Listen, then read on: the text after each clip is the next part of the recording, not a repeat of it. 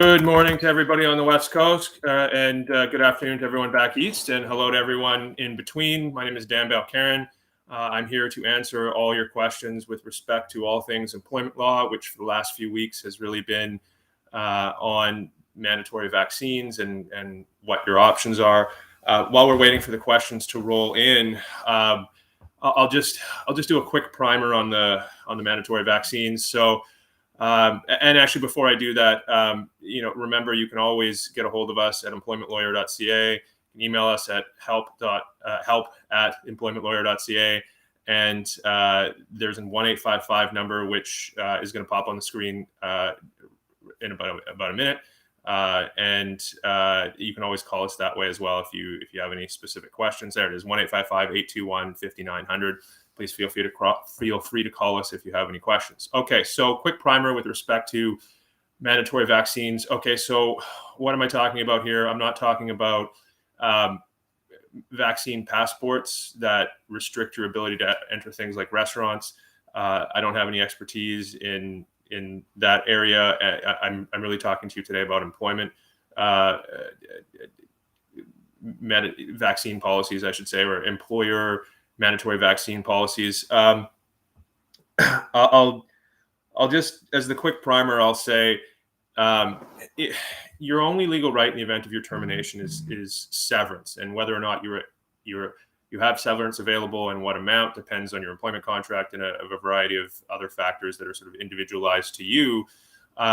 What the vaccine mandates from the government do that cover employment sectors is they extinguish your right to severance. So you have no job at that point. If you don't get a vaccine, you have no possibility of severance. And I believe I saw a news article story last week that said that Service Canada, for people who refuse to get vaccines, is not going to be offering EI, employment insurance. So it's entirely possible that if you were to choose in that situation not to get a vaccine, and your sector was covered by a vaccine mandate, a government mandate to get a vaccine, you would have absolutely no safety net whatsoever. So you should be aware of that while you make your decision with respect to the vaccine.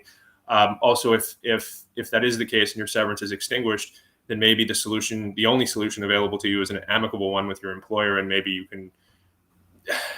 Although you'd still have to comply with the vaccine, so you'd probably have to work remotely in that situation, and that's not available to necessarily all of you. So that's what the vaccine mandates do with respect to employees who are covered by government mandates. And if there isn't a government mandate in your sector, or you're not covered by one that requires you to get a vaccine, then at that point, if your employer is forcing you to get a vaccine, it's entirely possible that you do have a severance claim, and you should contact an employment lawyer, contact us to assist you in understanding what your severance claim is. Okay, let's jump into your questions, and they're starting to roll in here. So, Valerie, you work in Ontario, in a hospital, but work remotely.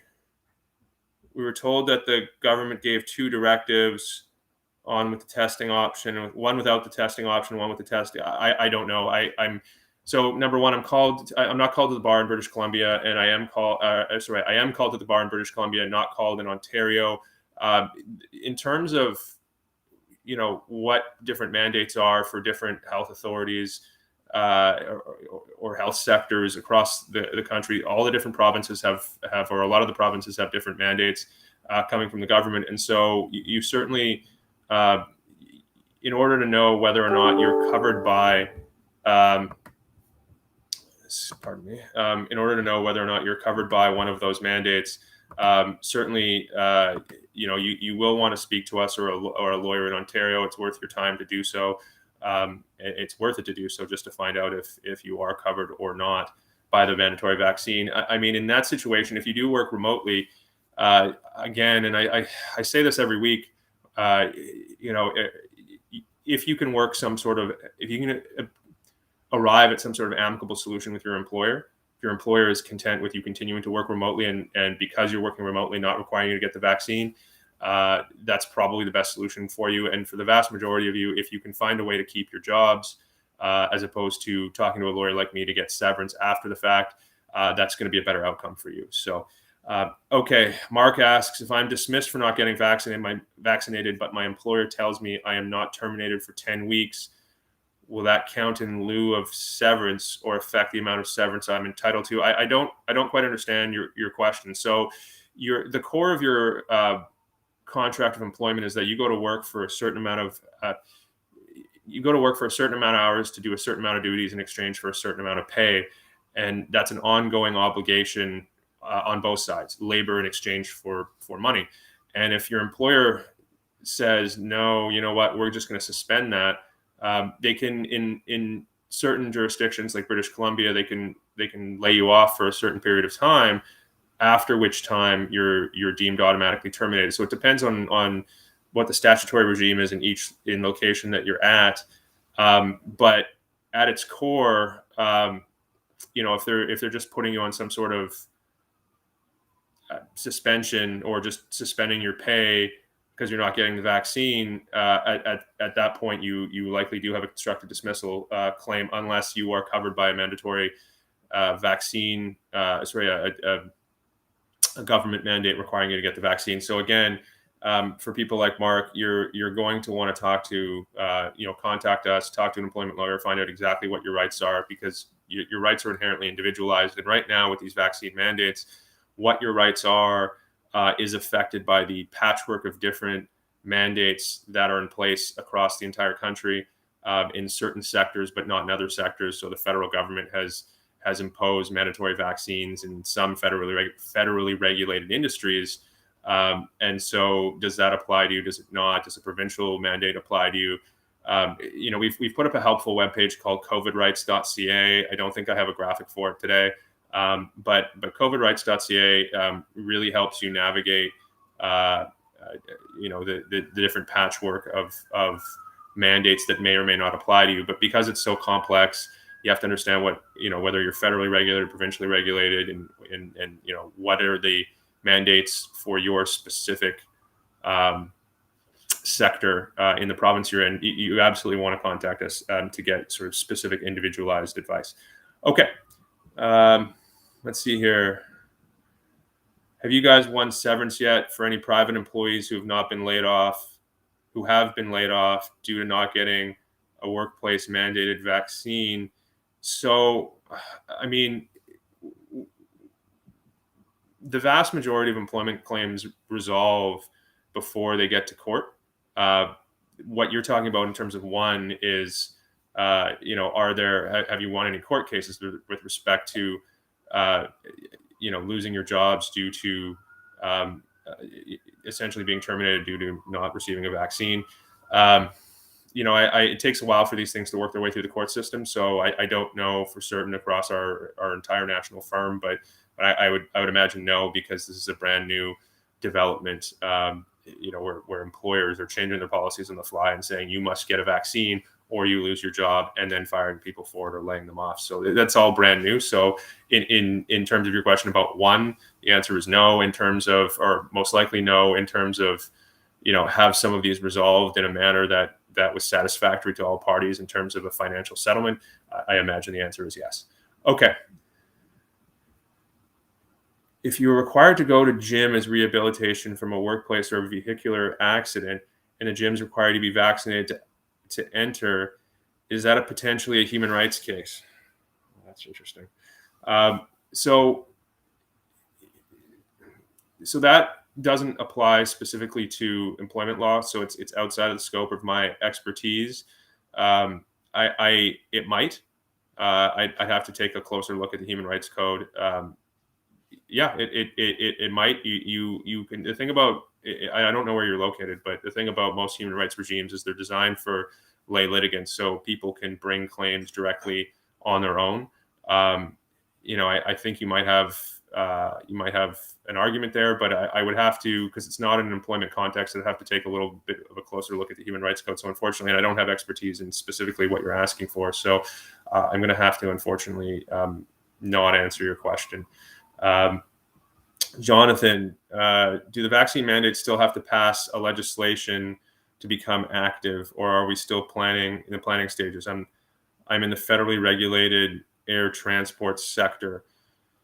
So these things are changing every day. So there's a difference between the government as an employer and a government as the passer of law and regulation. So short answer is, if the government passes a law or a regulation saying people in this sector must get a vaccine, then your options are very slim, because if they terminate you, you have no right to severance. It's been extinguished by the government mandate. But that's different than the government as the employer saying, we want all of our employees to get a vaccine. And I think that was the case with the civil service, federal civil service, but I don't know if there are any mandates that apply or not. Because like I said, it's shifting all the time. So again, covidrights.ca, to check out, the latest on how that uh, patchwork of different mandates is rolling out, and whether or not it applies to you. But just to finish off your question, Jonathan, I'm in the federally regulated air transportation sector. So from what I understand, this and this could be incorrect, but the government has said that air is certainly, workers in air transport are going to have to be vaccinated. But I think if you sort of dig down through, the government has posted certain things about it. If you dig down through it, the punishments aren't yet termination. I think they're talking about suspension, but they haven't quite got to termination yet. And so you'll have to take a look at that and find out if that's something that you're willing to deal with for a little while we're going through this moment in time. Yeah, I'll leave it at that, Jonathan, and I'll move forward. I work in Sudbury, and union is not helping me. Can I get a lawyer? You should talk to your union rep, and if you're not having any success there, certainly you can look up labor lawyers in the area. But most of your traction is going to come with what your union representative is saying. I'm in BC. My employer told me that I need to get vaccinated, but my union employees don't. I was a general manager. There's not really a question in there, Candace. If your employer told you to get vaccinated and you're not covered by a government mandate, you do have the potential to have severance, but that's post-termination, right? And so if you don't want to lose your job, and like I said at the start of this, most of you don't want to lose your job. So if you don't want to lose your job, then maybe you can work out something amicable with your employer. Like, can you work remotely? If you work on a factory floor, that's not going to be possible. Can you do something with PPE or social distancing or something, or take an unpaid leave for a little bit? For most of you, you're going to want to keep your jobs if that's possible.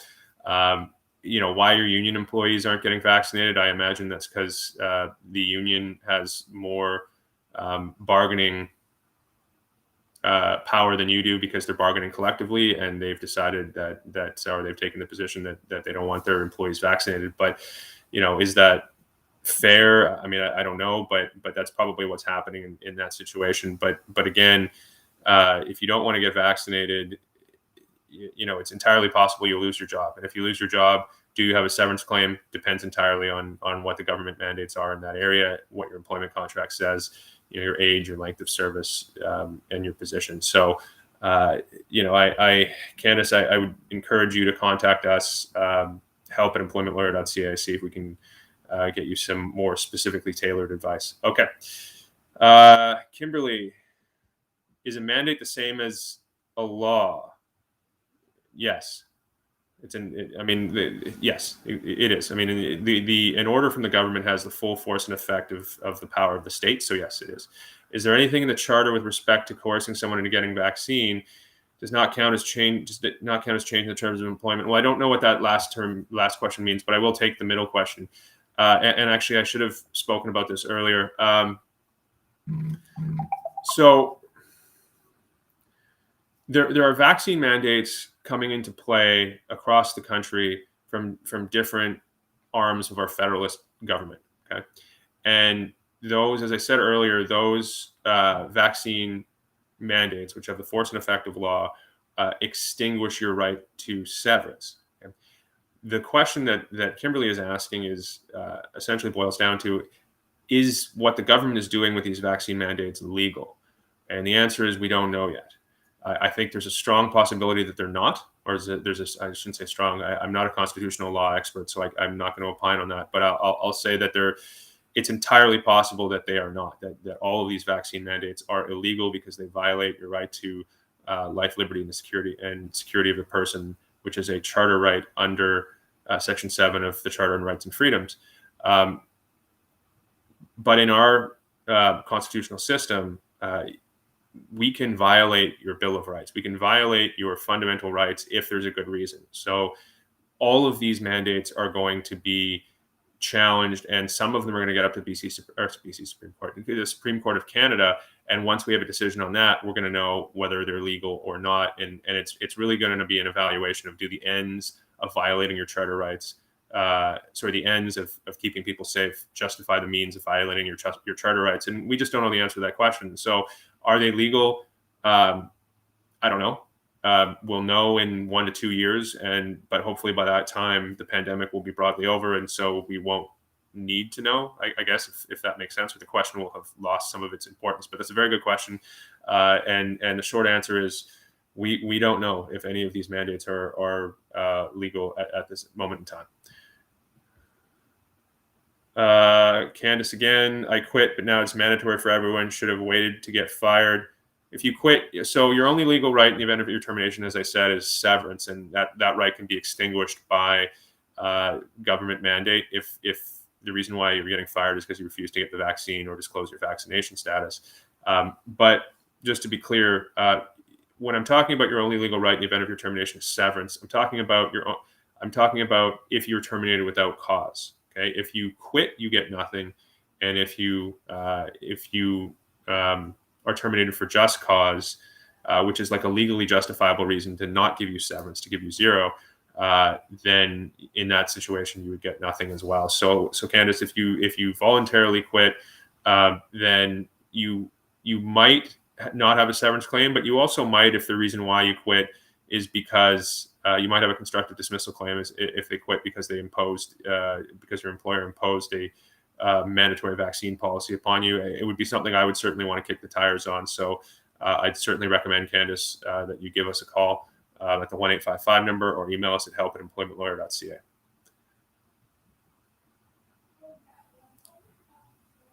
Okay, I don't know what this person's name is, but if the vaccine is a mandate, how is it legal to force it on so many of us that don't want it? Oh, okay, so I think I've answered this question a few times already. The vaccine mandates have the full force and power of the law of the land, the law of the state, and so if the government says this is the law, then that's the law. And if you have concerns about it, we live in a representative democracy, and certainly you have options available to you in terms of contacting your elected officials. So. Valerie again, do you think that Canadians that were placed on unpaid leave are likely to get approved for EI? I can't tell you what Service Canada is going to do in any given situation. There has been signals, as I said, I saw in a news story last week that EI, Service Canada, has said that if you refuse to get vaccinated and you lose your job because of it, you're not going to get EI. I don't know if that's going to be the case. I mean, you have to really understand what we're talking about here.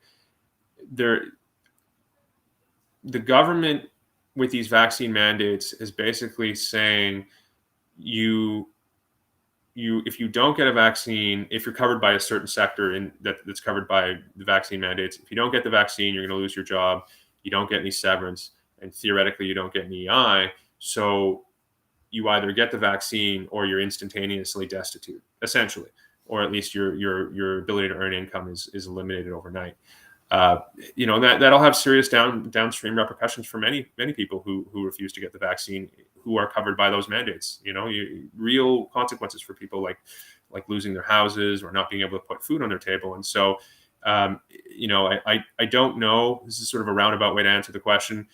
I don't know if they're going to actually refuse to give people EI in such circumstances. They've said they're not going to, but when the rubber meets the road, when the government, which Service Canada is an arm of the government, is staring, right in the face a percentage of the population all of a sudden not being able to put food on their table and losing their houses, will they actually withhold EI in those situations? I don't know the answer to that question. I don't know. Nobody does. We'll have to see what happens. Okay. Dre says, I work for a home builder in Calgary and they have forced the vaccine, or I have to pay for the negative COVID test at my own expense. Are they allowed to do this? This is an interesting question. So the short answer is, I don't know. For Alberta and BC, they wouldn't be able to under the Employment Standards Act. They may be able to in Alberta. They may not be able to. I think the more important question, though, for you, Dre, is how important is your job to you? Is it a situation where you just can't afford to lose it, or are you just sort of passing through and you could get another job fairly quickly? And the reason why I ask you this question is, they've said, I assume your workplace has said, you get the vaccine, or if you don't get the vaccine, we'll give you the option of getting rapid testing, but on a whatever interval, once a week, or what have you. So they've provided you with a reasonable alternative. And if you refuse, are they going to fire you? Probably. They might not. I mean, listen, you watched the news last night, and all across different news channels, everyone's talking about labor shortages that are happening right now. So they might not, but if they do, and that's a bad outcome for you, and you'd rather keep your job, you want to look at getting those COVID tests. And the question is, just because they're making you pay for the COVID test right now doesn't mean they're going to make you do that in perpetuity. Or maybe you can come with some sort of reasonable outcome, like negotiating with them where they pay half, you pay half. As I understand it, the price of COVID tests has gone way down, so it's no longer $100 a test or what it was. So it might be a lot more workable for you. But if you come in, guns blazing, saying you don't have a legal right to force me to pay, which is probably theoretically true, you're going to lose your job. Right? That's just going to be the result. You're going to lose your job, and if that's not the outcome you want, then you've got to think about that accordingly. And paying for COVID tests for the next couple of months, and then rebroaching it with the employer in a few months, maybe that's the best approach for you. So I'd encourage you to think about what it is that you want with respect to your job, and then make the best decision for yourself going forward. Why hasn't the Supreme Court ruled on IDEL, IDEL, it's the infectious disease emergency leave in Ontario, that someone off that does not, on IDEL, does not have a contractual right? I don't quite know what you're asking. I think you're asking about the fact that you're perhaps not terminated under IDEL. You're just sort of left in limbo on this emergency disease leave that doesn't provide you with any rights. There have been a couple, again, I'm not called in Ontario, but I believe there have been a couple of legal decisions that are sort of at cross purposes as to whether or not if you're placed on IDEL, does that negate your right to claim constructive dismissal? Our position as a firm is that no, it doesn't, and you have been constructively dismissed. I believe that's correct, but again, I'm not called in Ontario, and certainly you want to contact us at help@employmentlawyer.ca to talk to one of our Ontario lawyers. Why hasn't the Supreme? Well, I mean, look, the law moves slowly. COVID moves quickly. I get this question all the time. COVID moves very, very quickly. New variants, new developments. Hospitals are overwhelmed, and therefore new restrictions come out.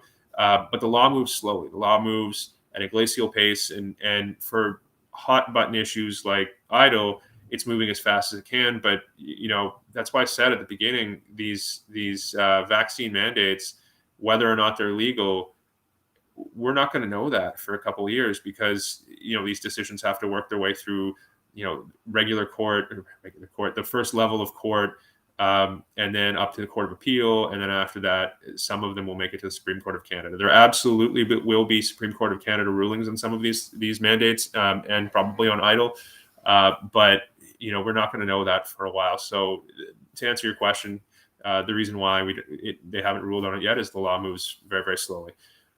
Okay, if there isn't a mandate when your company lets you go or gives you suspension, but then after 3 or 4 weeks, the government puts in a mandate, will that still entitle me to severance? Oh, that's a really interesting question. So, and certainly one that I, as an employee side employment lawyer, have concerns about. Uh, so, what the mandates do essentially is your any right to severance you have dissolves under the mandate, more or less. And so, if company lets you go because you didn't get a vaccine, and then 4 weeks later, 8 weeks later, government mandate comes in saying, you have to get the vaccine. You're required to get the vaccine. I'd say that you have a severance right, but that severance right is extinguished at the moment that the government mandate came in. Now, I could be wrong about that because that's just a unique question we've never encountered before. But I think it's very likely that's the case, and I think that your severance claim would be, in your case, limited to those 4 weeks. Subject to your employment contract and the other things that I'd spoken about, the various factors. I think your severance claim is limited to the moment the government mandate, from when you lost your job to when the government mandate kicked in. After that, your right is extinguished, unfortunately. Okay, if company only accepts OHR exemption but gives you both med and OHR exemption forms, would a medical disability apply here? I don't know. Unfortunately, I think that you're talking about Ontario. I don't know what OHR is, so I apologize for that. In terms of medical exemptions, I do think in there's a question about medical exemptions with respect to mandatory vaccines. So this is a two-part question depending on the mandates in place in your jurisdiction or not. So let's just say, I'll use BC as an example. You work in you're an employee and you work in an office job and it's not covered by a government vaccine mandate, but your employer imposes a policy on you to get vaccinated or potentially lose your job. There's no government mandate in place there. So if you had a bona fide medical reason for not getting a vaccine, that's really just something you work out with your employer. You bring your doctor's note and you say to your doctor here, or so you say to your employer, listen, I have a bona fide medical reason for not being able to work. Or for not being able to get the vaccine, and then your employer can choose to accept it or not to accept it. With the vaccine mandates, it's a lot more complicated than that, and this is why I said BC is an example. But I suspect everywhere, based on what Trudeau was saying, Justin Trudeau was saying last week, when it comes to medical exemptions, it's not, in most jurisdictions, it's not sufficient. Medical exemptions to mandatory vaccines, a note from your doctor is not sufficient. There are, in some places, I know Ontario is one, there's only certain medical problems that qualify for an exemption to a vaccine, to the vaccine mandate. In BC, I know there's a complicated process where you have to not only have the doctor's note, you have to have like a report, and it has to be justified by a panel of I guess provincial experts. I'm not quite clear on that. Provincial medical experts that say, yeah, your medical condition justifies you not having the vaccine apply to you. So it's a two-part answer to your question, depending on whether or not the mandate is coming from the employer or if it's coming from the government. And if it's coming from the government, the needle that you have to thread in terms of proving that your medical condition is sufficient to exempt you from the vaccine is a lot harder. So I'll leave it at that. Let's see, I can answer one or two more questions. Yeah, I see on the screen covidrights.ca, very, very helpful. I go there every day. Employmentlawyer.ca, that's how you can get a hold of us, help@employmentlawyer.ca, and the 1-855 number, which I don't have handy, but I'm sure will pop on the screen in a couple minutes. So I received notice today that we placed on unpaid leave of absence as of today for non-compliance with the vaccination policy. The vaccination policy that has been implemented. I'm a non-union healthcare worker in Ontario. Do I qualify for EI or for the unpaid leave of absence, and am I owed a severance? Oh, so it's a very complicated question on Ontario. And certainly I encourage you to contact us at help@employmentlawyer.ca because it is so complicated. So I'll tackle the easy one first. Do I qualify for EI? I don't know.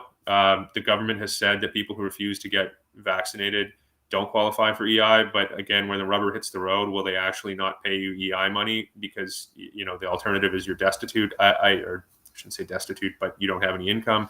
I don't know. I don't know what they're going to do. That's something you'd have to talk to Service Canada about. Placed on leave of absence, and do I qualify? are you owed severance? Well, that's that complicated question of, like, if they put you on that infectious disease leave, have you essentially been constructively dismissed? That's I mean, the short answer is we think yes, but there are some conflicting cases that say the opposite thing there. So certainly you'd want to contact us about it, but short answer is probably yes, depending on what your employment contract says, and the other components of your legal position. Pardon me, let me just get rid of that. Anyway, I think actually it's 11 o'clock, so I think that's all the time that we have today. 11 o'clock British Columbia time. I'll see if I can get one more here. Mitch says, how can the government enforce these mandates on pretty much everyone, but make federal employees exempt? I don't understand your question. So just to tackle it, Mitch, the government isn't necessarily enforcing vaccine mandates on everyone. There are different employment sectors that are covered by vaccine mandates, and the vast majority of people aren't. So certain parts of the federally regulated employment sector are required to get vaccines. Certain parts of the provincial employment sector are required to get vaccines by the government, but the vast majority of provincially regulated employees certainly are not, which is the vast majority of all employees. So I don't understand your question, but I do think that it's a complicated patchwork in terms of whether or not you're required by vaccine mandate. Whether or not the government is requiring you working in a specific sector to get vaccinated, and as such, leaving you without any severance options in the event that you don't. I encourage you all because it's impossible to answer without digging deeply into the facts of your matter, whether or not you are covered by a vaccine mandate. I encourage you all to contact us at help@employmentlawyer.ca or visit covidrights.ca and take a look at what we have up there in terms of the patchwork of vaccine mandates that are may or may not affect you depending on what employment sector you work in, and depending on whether or not you're federally or provincially regulated as an employee. Look, that's all the time we have for today. Thank you. These were great questions. Again, employmentlawyer.ca. I will be back in 2 weeks to answer all of your questions. I believe we'll have another lawyer from our firm doing a question and answer session next week. Look for that. But otherwise, if I didn't get to your questions today, I'm sorry for that, but I will try to get them in 2 weeks. This is a topic that's not going away, so happy to answer your questions in 2 weeks when I come back. Thanks. Great questions, everybody. Have a great day.